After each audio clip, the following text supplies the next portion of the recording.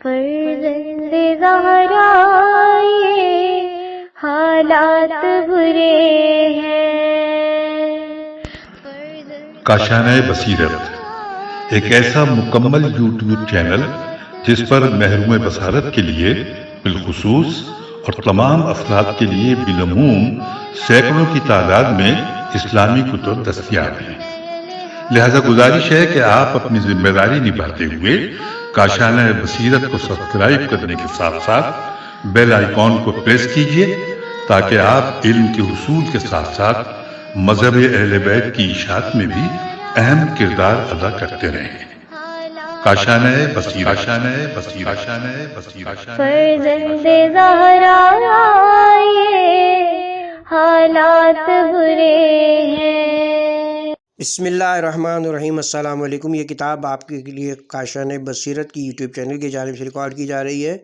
نام کتاب حیات القلوب، جلد دوم، تالیف علامہ مجلسی علیہ رحمہ۔ اب ہم کتاب کا پارٹ نمبر 60 پڑھیں گے۔ 32واں باب جنگ احد کے حالات کا بقیہ حصہ، صفحہ نمبر 580۔ فصل واضح ہو کہ اس میں بھی اختلاف ہے کہ آیا حضرت روز احد اپنی جگہ سے کسی دوسری جگہ ہٹے تھے یا نہیں۔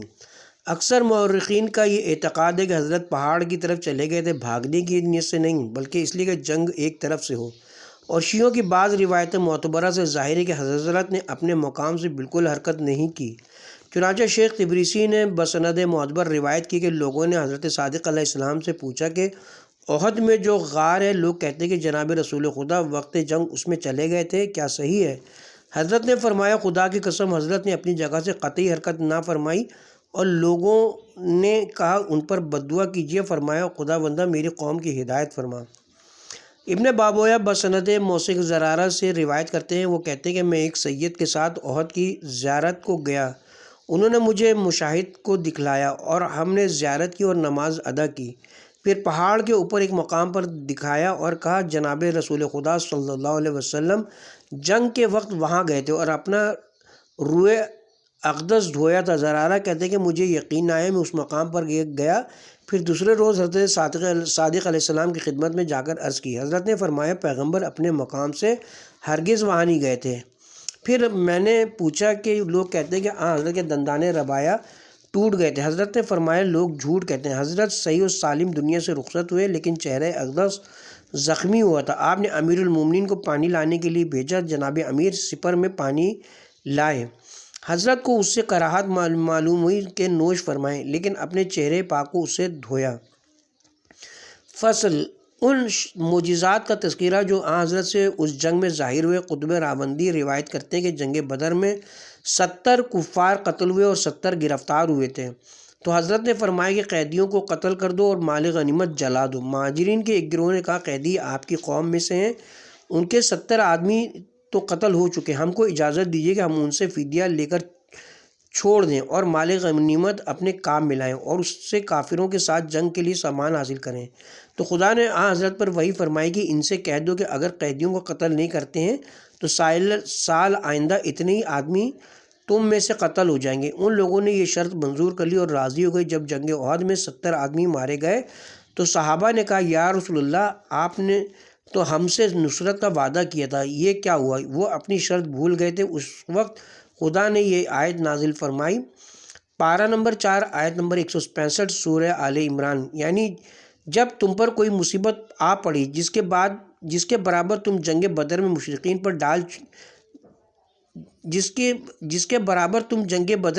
پر ڈال چکے تھے تو تم کہنے لگے یہ کہاں سے آن پڑی؟ اے رسول ان سے کہہ دو کہ یہ تمہارے ہی ہاتھوں کی لائی ہوئی ہے جن کو تم نے خود اختیار اور قبول شرط کیا تھا۔ عیاشی نے بھی ایک حدیث اسی مضمون کی تفسیر آیت کے ضمن میں حضرت صادق علیہ السلام سے روایت کی ہے۔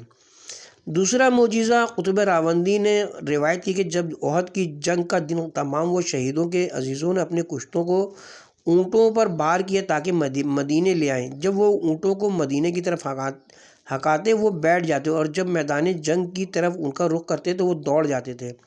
آخر حضرت سے یہ حال بیان کیا۔ حضرت نے فرمایا ان کی آرام گاہ خدا نے اسی جگہ کو قرار دیا ہے جیسا کہ فرمایا ہے۔ پارہ نمبر 4 آیت نمبر 154 سورہ آل عمران۔ غرض دو اشخاص کو ایک قبر میں دفن کیا اور حضرت حمزہ کو تنہا ایک قبر میں دفن کیا۔ تیسرا معجزہ روایت ہے کہ اس جنگ میں امیر المومنین کو 40 زخم آئے تھے۔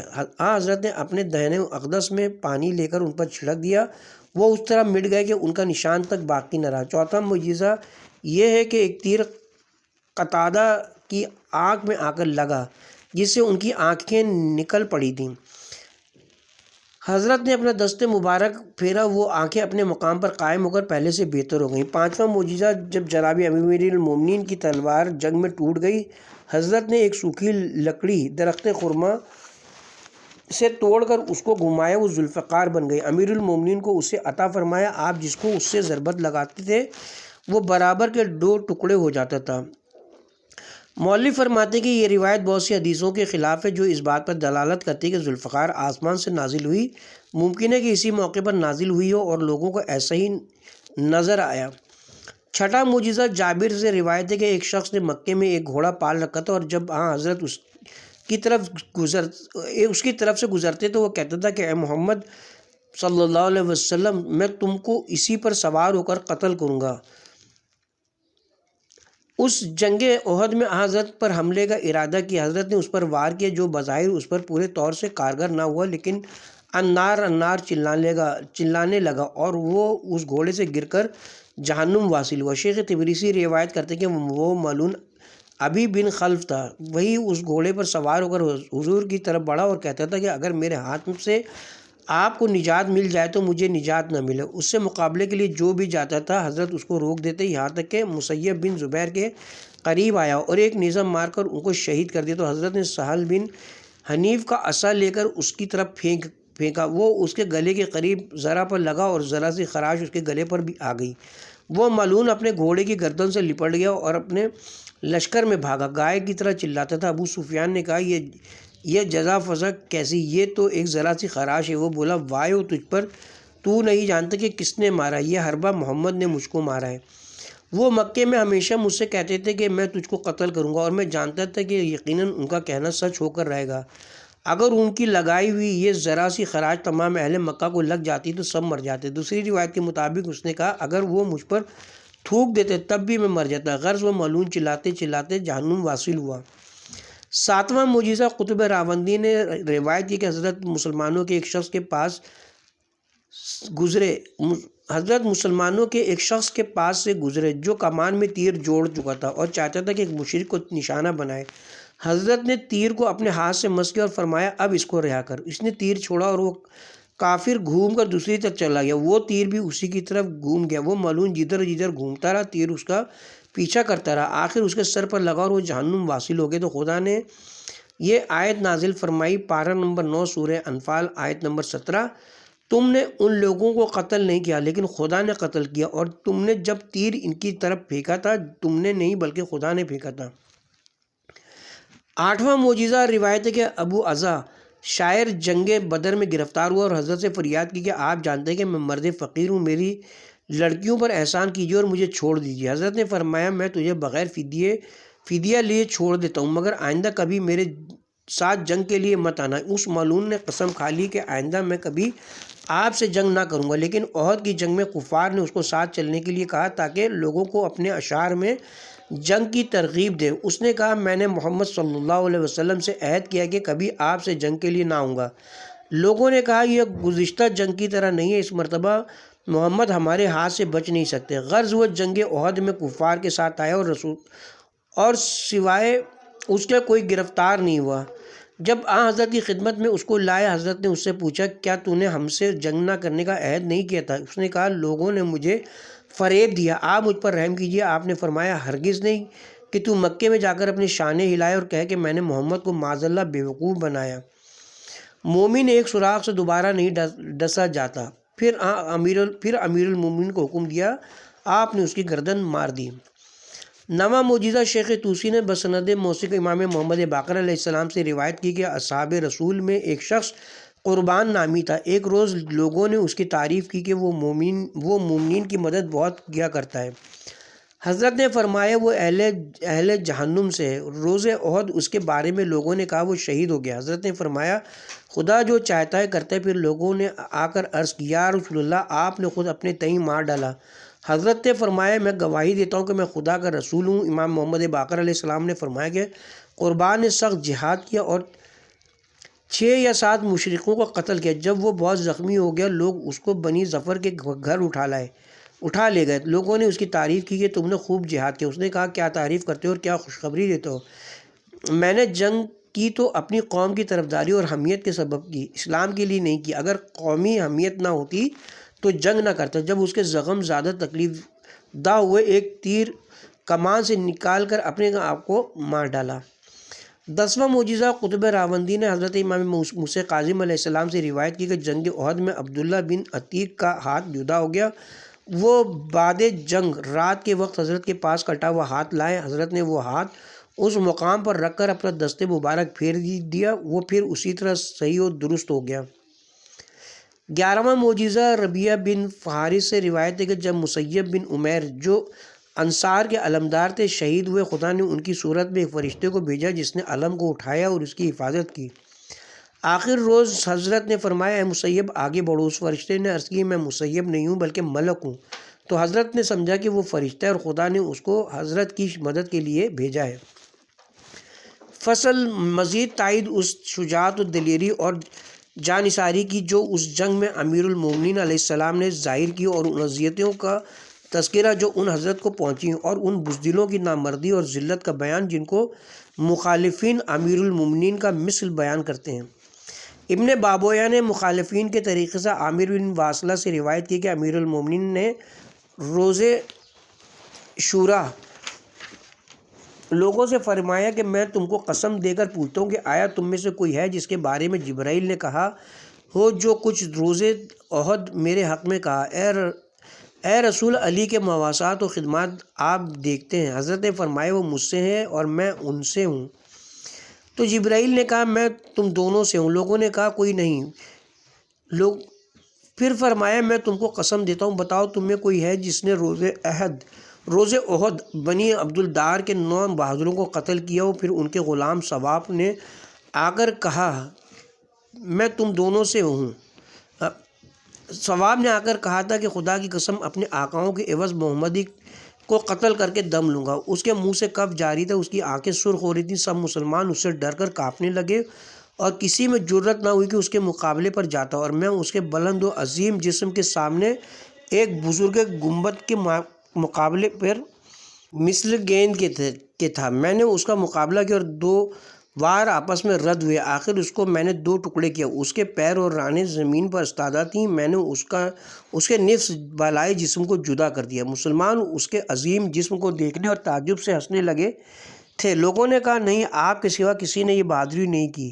اور شیخ تبریزی نے کتاب احتجاج میں امام محمد باقر علیہ السلام سے روایت کی کہ امیر المومنین نے روز شورا فرمایا کہ میں تم لوگوں کو قسم دیتا ہوں بتاؤ کہ آیا تم میں کوئی ہے جس کی موافقت فرشتوں نے کی ہو؟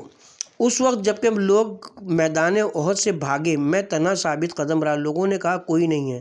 پھر فرمایا میں تم کو قسم دیتا ہوں بتاؤ تم میں کوئی ہے سوائے میرے جس نے حضرت کو روز احد پانی دیا ہو؟ لوگوں نے کہا نہیں۔ خصال میں بسند معتبر مروی کہ امیر المومنین علیہ السلام نے اپنی دینی خدمتوں کا ذکر کرتے ہوئے فرمایا کہ تمام اہل مکہ آئے تھے اور اپنی مدد کے لیے قبائل عرب کو بھی لائے تھے تاکہ اپنے بدر کے کشتوں کا بدلہ لیں۔ اس وقت جبرائیل نے حضرت کو ان کے ارادے کی اطلاع دی۔ حضرت نے اپنا لشکر احد کے پہاڑ پر آراستہ کیا۔ قریش نے حملہ کیا اور بہت سے مسلمانوں کو شہید کر دیا۔ باقی تمام مسلمان بھاگ گئے۔ میں تنہا حضرت کی خدمت میں رہ گیا۔ مہاجرین و انصار مدینے میں اپنے گھر جا بیٹھے۔ ہر ایک ان سے کہتا تھا کہ محمد قتل ہو گئے۔ آخر خداوند عالم نے میرے ذریعے سے مشرقین کو بھگایا۔ مجھے 70 سے زیادہ زخم لگے تھے۔ پھر جناب امیر نے اپنی ردائے مبارک ہٹا کر وہ تمام زخم دکھلائے اور فرمایا کہ اس روز مجھ سے چند امور حضرت کی نصرت میں صادر ہوئے جن کے ثواب کی خدا سے مجھے امید ہے انشاءاللہ العزیز۔ شیخ طوسی نے روایت کی کہ روز احد جب حضرت کے اصحاب بھاگ گئے ایک سخت ہوا چلی اور عاطف کی آواز آئی جو کہہ رہا تھا لا سیف الا ذوالفقار ولا فتح الا علی فائزہ ندی تم ہلاکا بقو الرونی، یعنی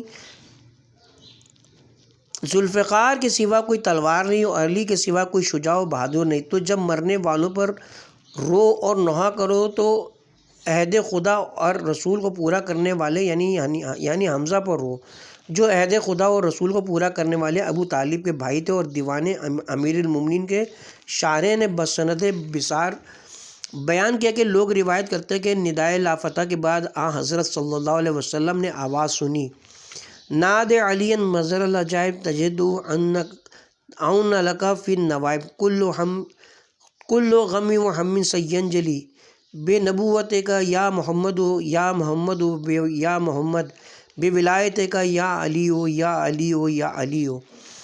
مولوی فرماتے کہ زیادہ مشہور ہے کہ ندائے ناد علی جنگ خیبر میں آئی تھی، جیسا کہ اس کے بعد انشاءاللہ ذکر آئے گا۔ عیاشی نے بسند معتبر حضرت صادق علیہ السلام سے روایت کی کہ جب حضرت کا لشکر روز احد بھاگا تو حضرت نے ان کو پکارا کہ خدا نے مجھ سے وعدہ فرمایا کہ تمام دینوں پر مجھ کو غالب کرے گا، تو اول و دوم نے کہا ہم کو تو بھگا دیا، اب پھر ہم کو بیوقوف بناتے ہیں۔ ابن شہر عاشوب نے عامہ کی معتبر کتابوں سے روایت کی ہے کہ روز احد امیر المومنین کے جسم اقدس پر 16 کاری زخم لگے تھے، جبکہ حضرت کے آگے آگے اب جنگ کر رہے تھے اور کفار کو دفع کر رہے تھے، ہر ضربت پر زمین پر گر پڑتے تھے اور جبرائیل آپ کو کھڑا کر دیتے تھے۔ اور دوسری سند سے مخالفین کے طریقے پر امیر المومنین سے روایت ہے کہ حضرت بیان کرتے ہیں کہ روز احد 4 ضربتیں مجھ کو ایسی لگی کہ ہر ضربت پہ میں زمین پر گر پڑا اور ہر مرتبہ ایک مرد خوشرو و خوشبو میرا ہاتھ پکڑ کے کھڑا کر دیتا اور کہتا کہ ان پر حملہ کرو کہ تم خدا اور رسول کی اطاعت میں ہو اور وہ تم سے راضی ہیں۔ جب میں نے جنگ ختم کرنے کے بعد حضرت صلی اللہ علیہ وسلم سے یہ حال بیان کیا تو آپ نے فرمایا کہ یا علی خدا تمہاری آنکھوں کو روشن کرے، وہ جبرائیل تھے۔ کتب معتبرہ میں حذیفہ بن یمان سے روایت ہے کہ جب جنگ احد میں مسلمانوں کو حضرت نے جہاد کا حکم دیا تو وہ سب نہایت تیزی سے میدان میں آئے اور دشمنوں سے لڑنے کی تمنا کرنے لگے اور لاف و گزاف و تعالی کے ساتھ کہتے تھے کہ اگر دشمنوں سے مقابلہ ہو تو خدا کی قسم ہم میدان سے ہٹیں گے نہیں، یا قتل ہو جائیں گے یا خدا ہم کو فتح عنایت فرمائے گا۔ جب دشمنوں کے سامنے آئے تو خدا نے ان کو مبتلا کیا اور انہوں نے دیکھا اور بہت جلد اپنی تعلیوں کا مزہ چکھا۔ آخر میدان سے چند لمحے میں بھاگ کھڑے ہوئے سوائے علی علیہ السلام اور ابو دجانہ کے کوئی باقی نہ رہا۔ جب حضرت صلی اللہ علیہ وسلم نے یہ حال دیکھا تو سر بلند کر کے ندا کی کہ ایھا الناس، میں نہ مرا ہوں نہ قتل ہوا ہوں، لیکن حضرت کی آواز پر کسی نے دھیان نہ دیا اور بھاگے چلے گئے یہاں تک کہ مدینے میں جا پہنچے اور اسی پر بس نہ کی، بلکہ جو شخص مدینے میں داخل ہوتا کہتا جاتا تھا کہ محمد قتل ہو گئے۔ جب حضرت ان سے نا امید ہو گئے تو اپنی جگہ پر کھڑے ہو گئے۔ علی اور ابو دجانہ حضرت کے ساتھ تھے۔ آپ نے ابو دجانہ سے فرمایا تم بھی چلے جاؤ اور اپنی قوم سے جا کر مل جاؤ۔ ابو دجانہ نے عرض کی یا رسول اللہ، میں نے آپ سے ایسی بیعت نہیں کی تھی اور نہ ہم بھاگنے کے ارادے سے مدینے سے آئے تھے۔ حضرت نے فرمایا میں نے اپنی بیعت تم سے اٹھا لی۔ ابو دجانہ نے عرض کی یا رسول اللہ، عورتیں اپنے گھروں میں طعنہ دیں گی کہ میں نے اپنی جان کو عزیز رکھا اور حضرت کو ہلاکت میں چھوڑ دیا اور بھاگ آیا۔ یا رسول اللہ، آپ کے بعد زندگی میں کوئی لطف نہیں۔ جب حضرت نے جہاد میں ان کی رغبت ملاحظہ فرمائی تو ان کو جنگ کی اجازت دی۔ وہ تھوڑی ہی دیر میں زخموں سے چور اور ناتواں ہو گئے اور اپنے کو کھینچتے ہوئے حضرت کے پاس پہنچا دیا اور حضرت کے پہلو میں بیٹھ گئے اور حرکت نہ کر سکتے تھے، اور علی بن ابی طالب برابر جہاد میں مشغول تھے اور جو سوار اور پیادہ آگے بڑھتا تھا البتہ خدا ان حضرت علیہ السلام کے ہاتھ سے قتل کرا دیتا یہاں تک کہ آپ کی تلوار ٹوٹ گئی۔ حضرت نے ان کو ذوالفقار عطا فرمائی۔ آپ نے پھر حملہ کیا اور جو مشرک حضرت کے سامنے آتا قتل ہوتا۔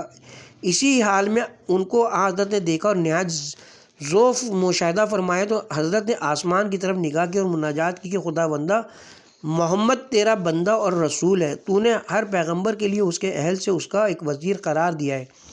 تاکہ اس کے ذریعے سے بازوئے رسول کو مضبوط فرمائے اور اس پیغمبر کے امور میں اس کو شریک قرار دیں، اور میرے لیے بھی تو نے ایک وزیر مقرر فرمایا اور وہ میرا بھائی علی بن ابی طالب ہے، تو وہ کیا اچھا بھائی ہے اور کیا اچھا وزیر ہے۔ خدا بندہ تو نے مجھ سے 400 فرشتوں سے مدد کا وعدہ فرمایا ہے، میرے معبود اپنے وعدے کو پورا کر، یقیناً وعدہ خلافی نہیں کرتا، یقیناً تو وعدہ خلافی نہیں کرتا، اور تو نے مجھ سے وعدہ فرمایا کہ اپنے دین کو تمام دینوں پر غالب کر دے گا اگرچہ مشرکین نہ چاہیں۔ حضرت دعا و مناجات میں مشغول تھے، ناگاہ فضا میں بہت سی آوازیں سنی۔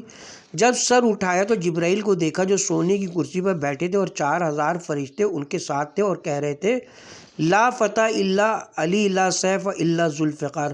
غرض جبرائیل نازل ہوئے اور فرشتے حضرت کے گرد جمع ہوئے اور حضرت کو سلام کیا۔ جبرائیل نے کہا یا رسول اللہ، اسی خدا کی قسم جس نے آپ کو پیغمبری کے ساتھ سرفراز فرمایا ہے، ملائکہ مقربین کو آپ کی نصرت میں علی کی جافشانی پر تعجب ہے۔ پھر جبرائیل اور فرشتوں نے مشرکین پر حملہ کیا اور ان کو بھگا دیا۔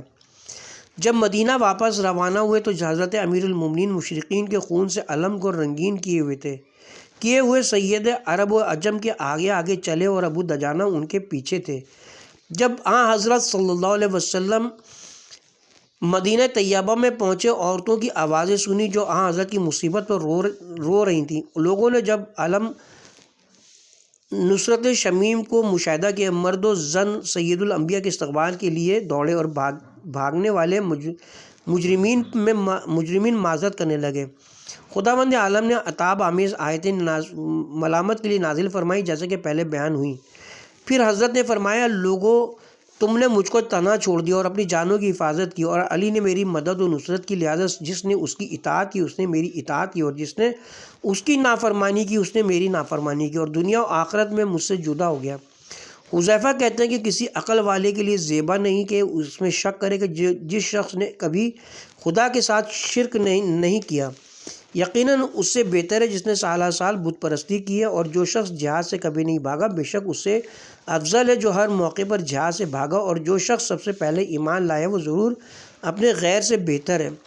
کلینی نے بسند معتبر روایت کی کہ ابو دجانہ انصاری نے روز احد امامہ سر پر باندھا اور اس کا ایک سرا پشت پر لٹکا لیا اور میدان قتال میں اکڑتے ہوئے آئے اور اپنا مقابل طلب کیا۔ حضرت صلی اللہ علیہ وسلم نے فرمایا میدان قتال میں اس کی راہ میں جنگ کے سوا اس طرح چلنا خداوند عالم پسند نہیں کرتا۔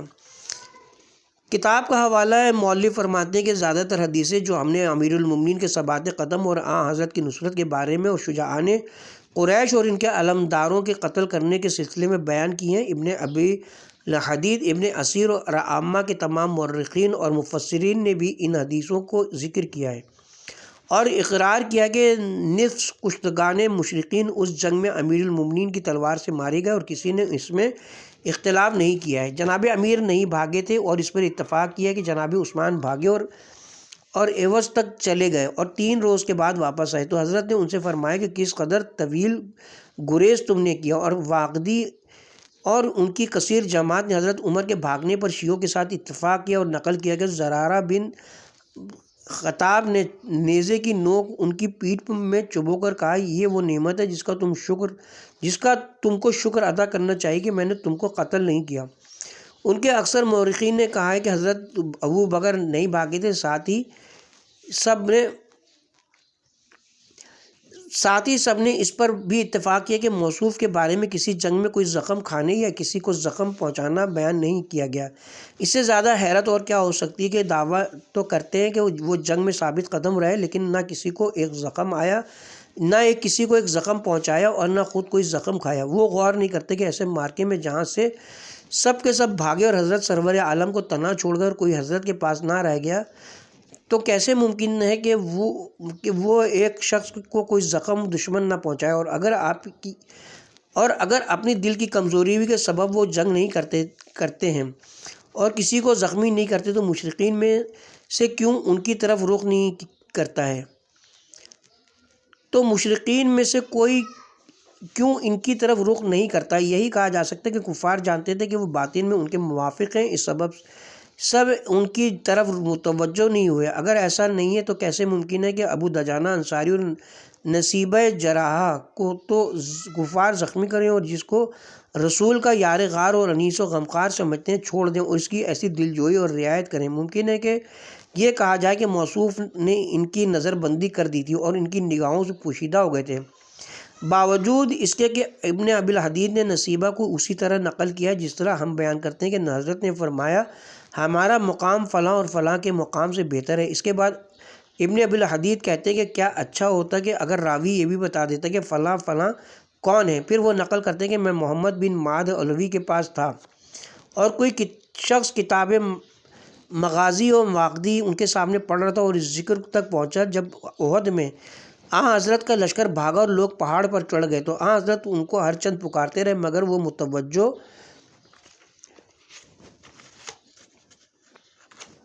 نہیں ہوئے۔ حضرت فرماتے تھے اے فلاں صاحب یہاں آئیے، وہ متوجہ نہیں ہوئے تو دوسرے سے فرمایا اے فلاں میں خدا کا رسول ہوں، وہ بھی متوجہ نہ ہوئے اور دونوں صاحب بھاگتے ہوئے چلے گئے۔ اس وقت محمد بن معد نے میری طرف اشارہ کیا کہ سنو فلاں اور فلاں ابو بکر و عمر ہیں۔ میں نے کہا نہیں دوسرے لوگ ہوں گے، تو وہ بولے ان کے علاوہ صحابہ میں سے کون تھے جن کا نام صاف صاف بیان کرنے میں لوگ ڈرتے ہیں؟ قول مؤلف، میں کہتا ہوں کہ اس سے انکار نہایت تعصب کی دلیل ہے یا تقیہ ہے، کیونکہ یہ ظاہر ہے کہ خلفاء کے آباء و اجداد میں سے کوئی صاحب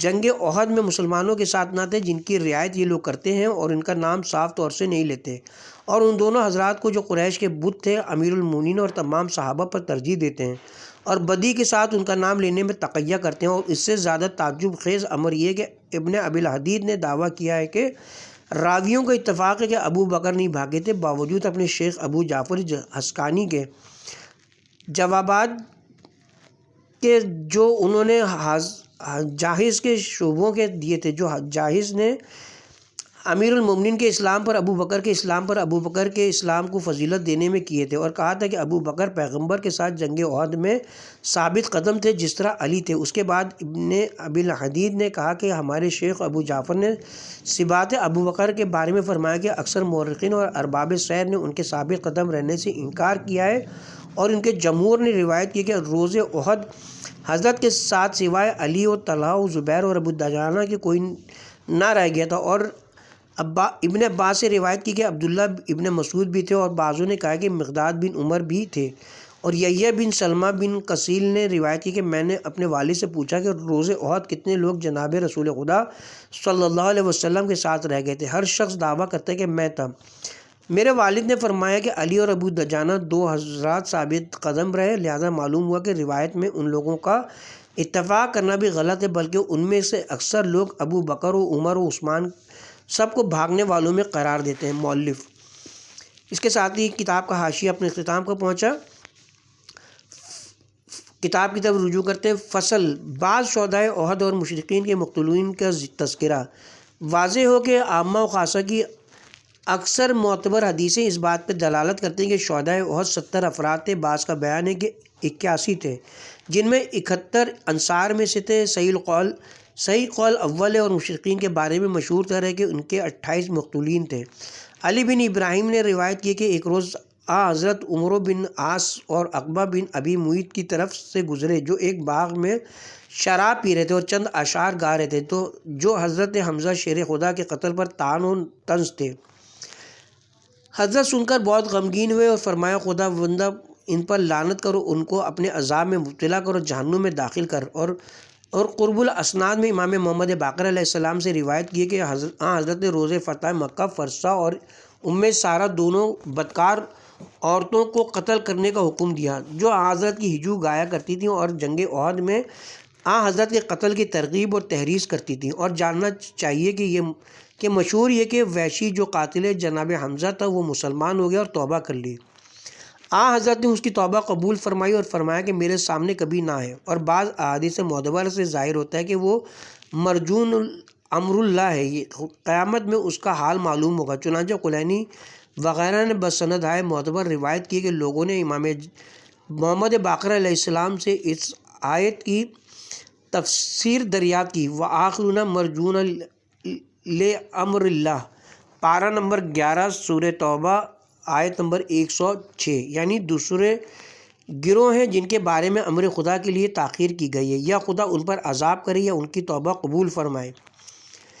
امام نے فرمایا کہ وہ ایسی چند جماعت ہے جو مشرک تھی اور حالت شرک میں جناب حمزہ و جعفر کو اور اکثر مومنین کو انہی جیسے لوگوں نے قتل کیا، پھر وہ اسلام میں داخل ہو کر خدا کی وحدانیت کا اقرار کیا، لیکن ایمان کو حقیقت میں سمجھ نہ سکے کہ مومنین میں سے ہوتے اور بہشت ان پر واجب ہوتی، اور اپنے انکار پر بھی باقی نہ رہے تھے کہ کافر رہے ہوں اور جہنم ان کے لیے واجب ہو، لہٰذا وہ ایسی حالت میں تھے کہ یا خدا ان پر عذاب کرے یا ان کی توبہ قبول فرمائے۔ اور جو حدیث کے مشہور ہے کہ حمزہ اور ان کا قاتل بہشت میں ہوں گے، شیعوں کے نزدیک شیعوں کے طریقے سے نظر سے ہی نہیں گزری، وہ اہل سنت کی حدیثوں میں ہے۔ ابن ابی الحدید نے روایت کی کہ مخریق یہودی ایک نیک اور صالح مرد تھا روز شنبہ جبکہ حضرت احد میں تھے۔ اس نے یہودیوں سے کہا کہ تم لوگ جانتے ہو کہ محمد خدا کے رسول ہیں اور ان کی مدد تم پر لازم ہے۔ یہودیوں نے کہا آج روز شنبہ اور شنبے کے دن کسی کام میں مشغول نہ ہونا چاہیے۔ اس نے کہا اسلام لانے کے بعد شنبے کا احترام باقی نہیں رہتا، پھر اپنی تلوار لے کر حضرت کی خدمت میں آیا اور کفار سے لڑ کر شہید ہو گیا۔ تو حضرت نے فرمایا کہ مخریق یہودیوں میں سب سے بہتر تھا، جب کہیں باہر جاتا تو یہ کہہ کے جاتا کہ اگر میں مارا جاؤں میرا تمام مال محمد کا ہے اور جو چاہیں کریں، اور اکثر اوقات حضرت اس کے مال سے مدینے کے مساکین اور مستحقین کو عطا فرماتے۔ اور عمرو بن الجو لنگڑا تھا، اس کے 4 لڑکے تھے جو شیروں کے مانند حضرت کے ساتھ ہر غزوے میں حاضر رہتے تھے۔ اس نے روزے احد جنگ کا ارادہ کیا اور لوگوں نے منع کیا اور کہا تم لنگڑے ہو، اگر تم جہاد نہ کرو گے تو کوئی حرج نہیں، تمہارے لڑکے تو حضرت کے ساتھ گئے ہی ہیں۔ اس نے کہا میرے لڑکے تو بہشت میں جائیں اور میں تمہارے پاس بیٹھا رہوں۔ یہ کہہ کر روانہ ہوا اور یہ کہتے ہوئے چلا کہ خداوندہ مجھے اب میرے اہل و عیال کی جانب واپس نہ کرنا۔ غرض حضرت صلی اللہ علیہ وسلم کی خدمت میں آیا اور کہا یا رسول اللہ، میری قوم جہاد سے مجھے مانے ہوئی لیکن میں حاضر ہو گیا ہوں کہ اس ٹوٹے ہوئے پیر سے میدان جنگ سے بہشت کی طرف دوڑ جاؤں۔ حضرت نے فرمایا خدا نے تجھ کو معذور رکھا ہے، تم پر جہاد واجب نہیں ہے۔